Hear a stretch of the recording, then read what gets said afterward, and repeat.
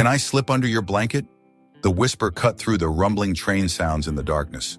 The corporate train, chartered for a long business trip, carried both CEO and employees together. A technical malfunction left the train stranded in the icy mountain pass. The heating system failed. Temperature dropped near freezing.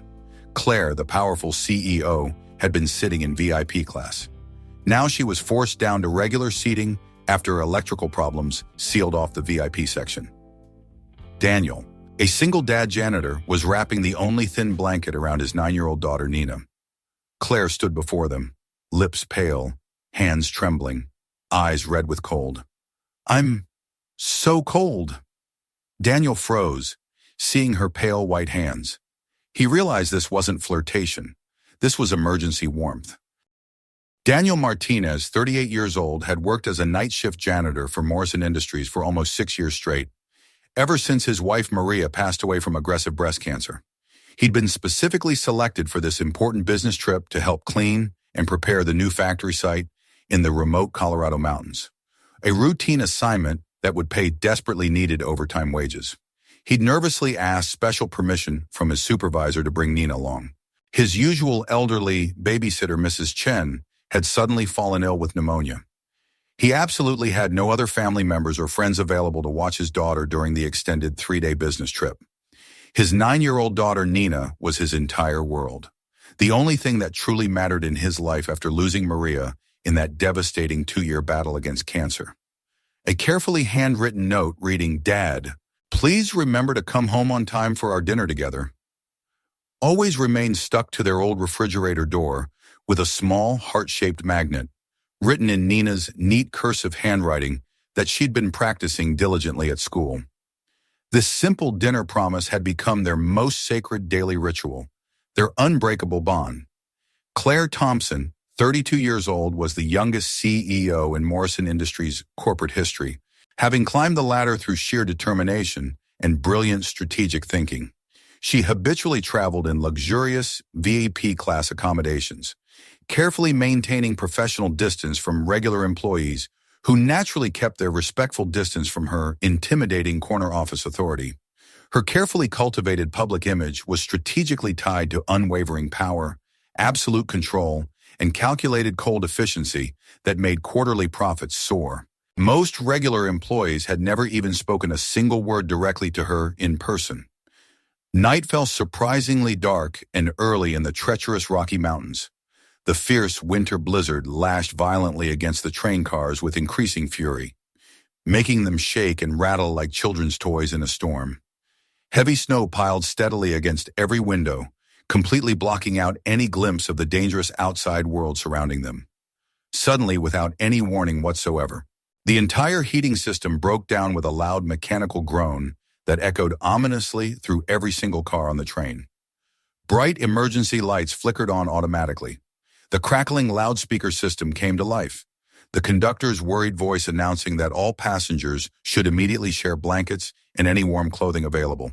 There simply weren't enough emergency supplies to go around for everyone. Strict priority would go to young children and elderly passengers first, as company policy required. Daniel immediately pulled Nina close against his chest protectively, covering them both completely with a thin airline-style blanket from their economy seats.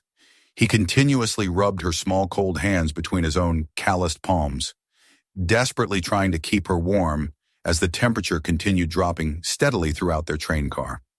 Meanwhile, back in the VIP section, Claire had already graciously given her expensive designer wool coat to a young pregnant woman who was traveling alone and shivering badly in the corner.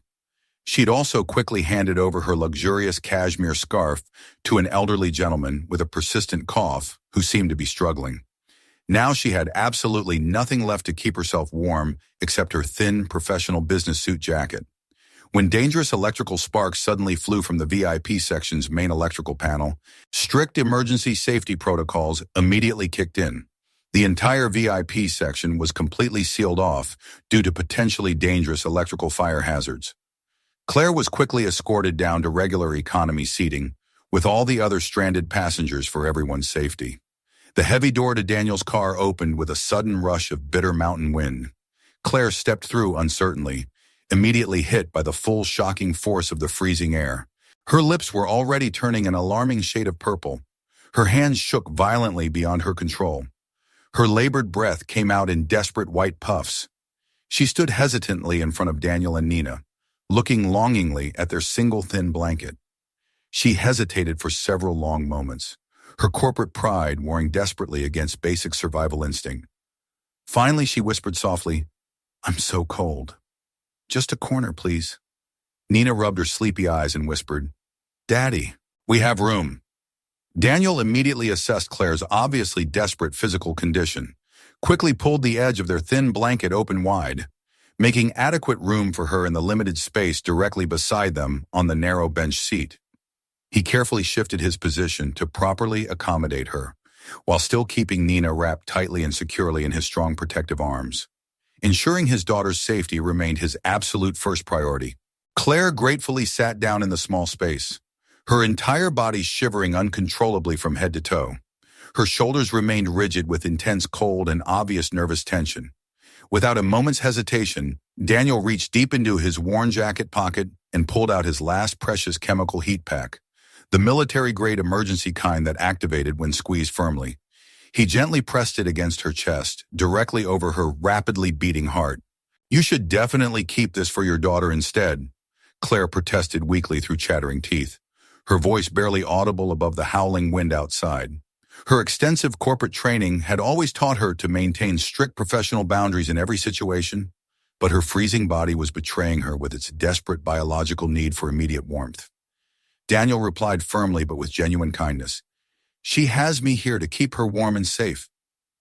Right now, it's your turn to be properly taken care of." His deep voice carried absolutely no judgment, no hidden agenda, and no expectation of anything in return for his simple human kindness. She slowly lowered her head, completely overwhelmed by unfamiliar emotions she honestly hadn't experienced in many years. For the first time in her entire successful adult life, she felt a regular company employee actively protecting her without any obvious calculation, hidden agenda, or desperate desire for career advancement. This was pure, selfless human kindness with no strings attached. The train continued rocking back and forth violently as the fierce mountain storm intensified dramatically outside their windows. The emergency lights flickered on and off intermittently, casting strange dancing shadows across the walls. Bitter wind howled through every tiny gap and crack in the train car, like a living creature desperately trying to claw its way inside to reach them. Claire whispered, almost talking to herself, "My whole life, I've only known how to control difficult situations, manage challenging people, and make tough executive decisions under pressure. I never once imagined I'd have to humbly ask for a corner of someone's blanket like this."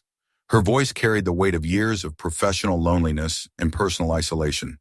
Daniel said gently, looking directly at her with compassionate eyes, "No one ever becomes weak by giving their coat to someone else who needs it more desperately.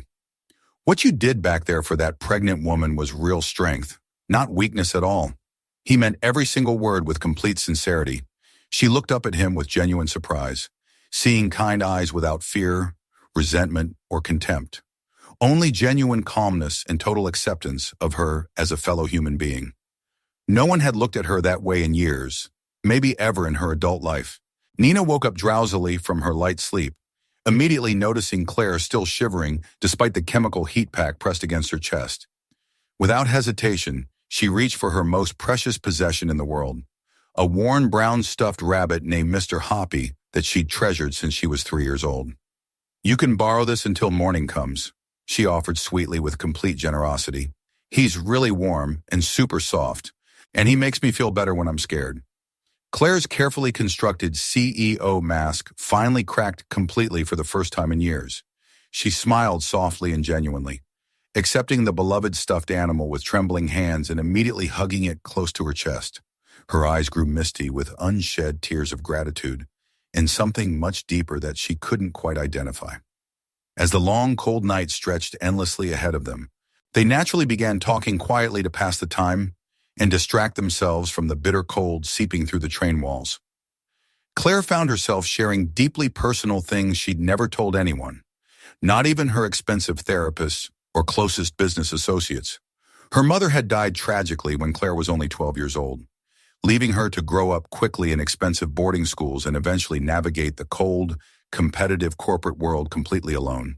She'd systematically built thick emotional walls around herself for protection against disappointment and betrayal. Daniel shared his own painful story with equal openness and vulnerability. He'd lost his beloved wife Maria to aggressive cancer after a long, heartbreaking battle that drained their savings and left him a single father. Now he was raising Nina completely alone, working multiple exhausting jobs to make ends meet financially. His biggest fear wasn't poverty or hardship. It was failing to keep his sacred promises to Nina, especially his daily promise to always come home on time for their dinner together. In the bitter cold of that stranded train, surrounded by the sounds of howling wind and other passengers trying desperately to stay warm, they began to understand that behind each of their carefully constructed public facades lay a long, deep emptiness that no one had ever attempted to fill.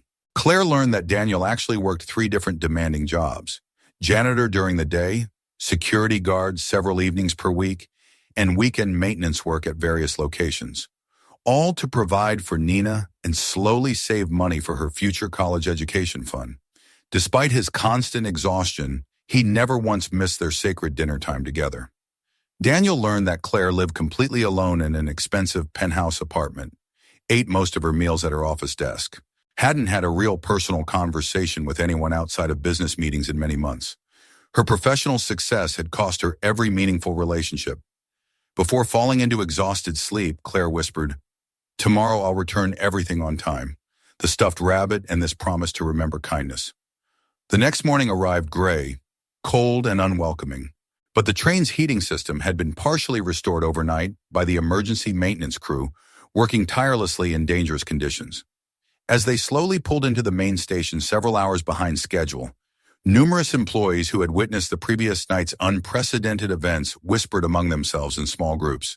Several people discreetly using their phones to take photos of the powerful CEO and humble janitor, emerging together from under the same shared blanket, with a small child nestled safely between them. The rumors and gossip spread through Morrison Industries like wildfire within just a few hours of their return. Marcus Wellington, an ambitious and ruthless board member, who had always deeply resented Claire's rapid rise to power due to his own failed attempts at advancement, immediately saw a golden opportunity to systematically undermine her hard-earned authority and reputation. He complained bitterly to anyone who would listen throughout the corporate offices. The leadership image is being completely degraded by this highly inappropriate association with low-level employees. It's utterly unprofessional and seriously damages our carefully maintained corporate reputation in the industry. By mid-afternoon, Daniel received an urgent call requesting his immediate presence at the main corporate office for what Marcus formally termed a necessary clarification meeting regarding recent events. The imposing boardroom felt incredibly intimidating, with its polished mahogany conference table, expensive leather chairs, and stern-faced executives staring at him judgmentally. Marcus leaned back confidently in his executive leather chair and sneered with obvious contempt. "So, Daniel, what exactly do you want from this convenient situation? A substantial raise, perhaps? Maybe a promotion to management level?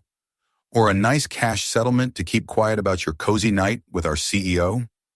Daniel remained completely calm and composed, his work-hardened hands folded quietly in his lap as he maintained his dignity.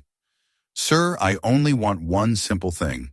A fixed daytime schedule that would allow me to have dinner with my daughter on time every single night. That's honestly all I've ever wanted from this job."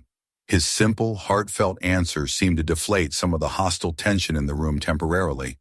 Before Marcus could respond with another accusation, Claire suddenly burst through the heavy conference room doors with determination.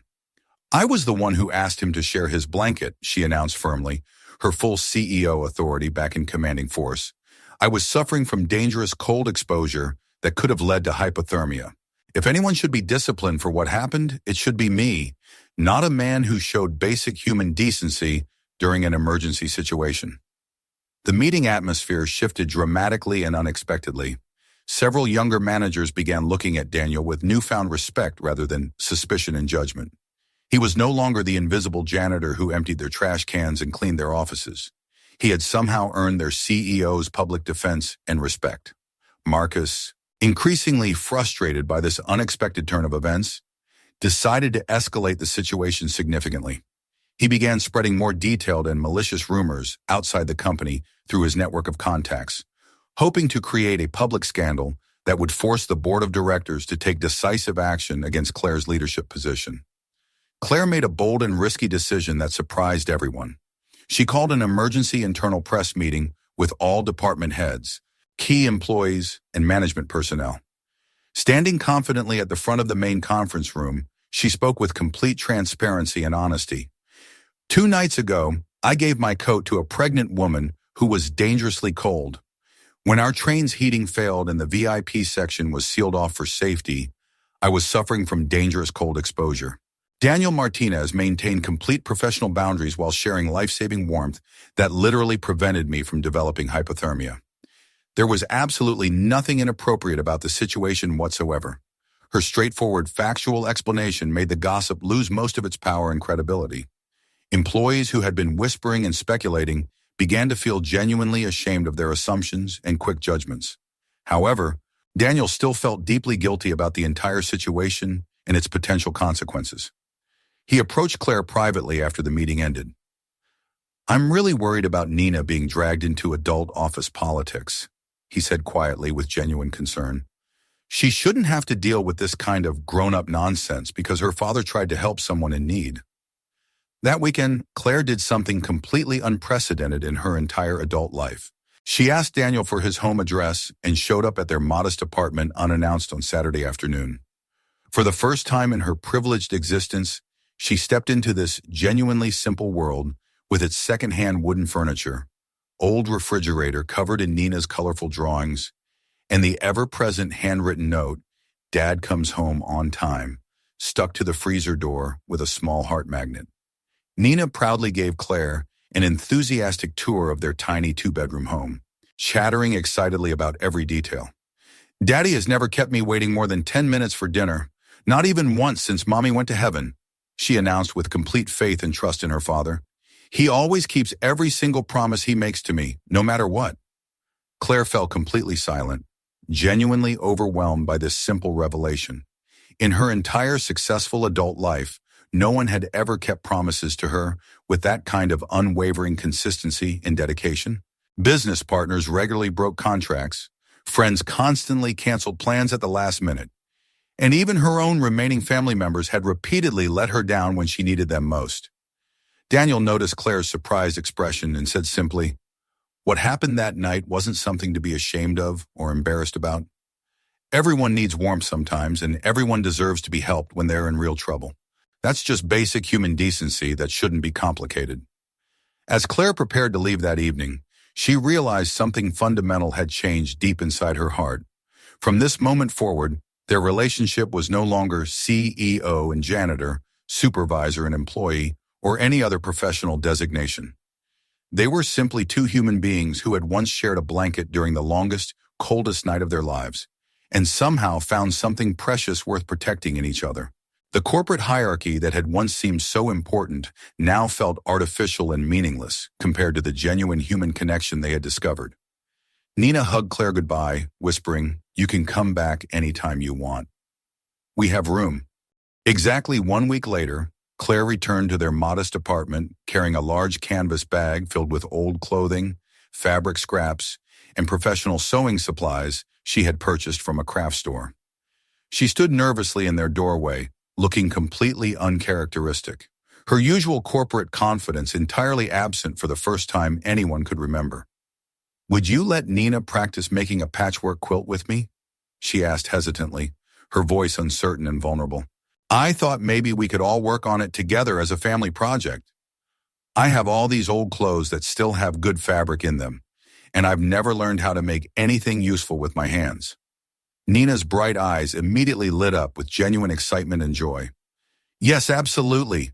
I've always wanted to learn how to sew something big and beautiful," she exclaimed enthusiastically, clapping her small hands together with pure delight.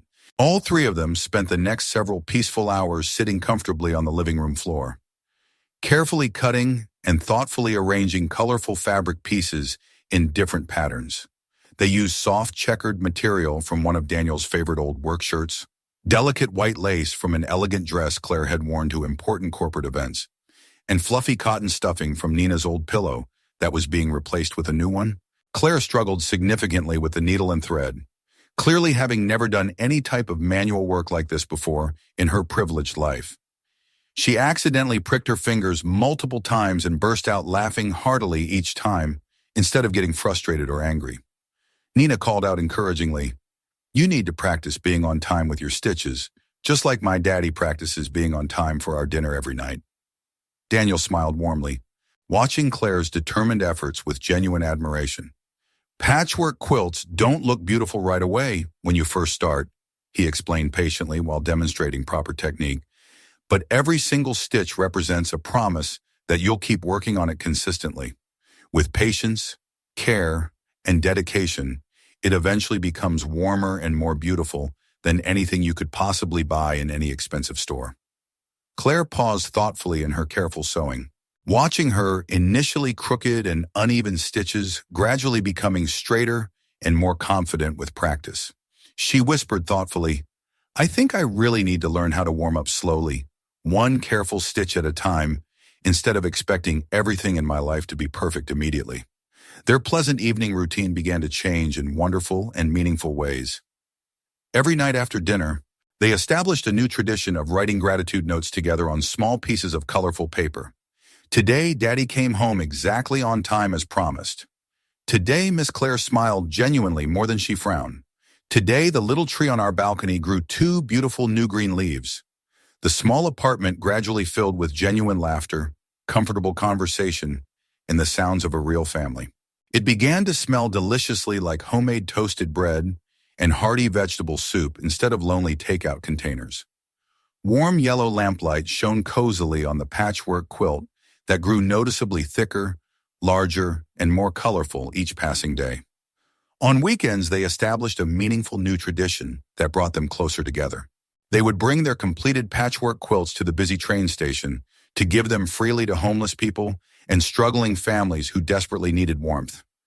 It felt genuinely important to share the love and warmth they were creating together as a family. An elderly homeless woman who received one of their carefully crafted quilts hugged it tightly to her chest and said with tears streaming down her weathered face, "This is really warm and comforting, not just because of the beautiful fabric, but because it has genuine human love and caring breath sewn into every single stitch." Claire bowed her head low, feeling for the first time in her entire adult life that she was truly equal to everyone else around her, not superior or above them. Daniel watched Claire's remarkable transformation with growing amazement and realized something profound about her character. She wasn't just selfishly seeking warmth for herself anymore. She was actively learning how to create meaningful warmth and generously give it away to others who desperately needed it more than she did. One quiet evening, as they sat together peacefully working on their latest collaborative quilt project, Nina suddenly put down her needle and thread with a serious expression. She looked thoughtfully at both adults with her wise 9-year-old eyes and said with complete directness, "We're acting exactly like a real family now, aren't we? Can we somehow make it official and permanent?" The question hung in the air like a prayer, filled with hope and possibility.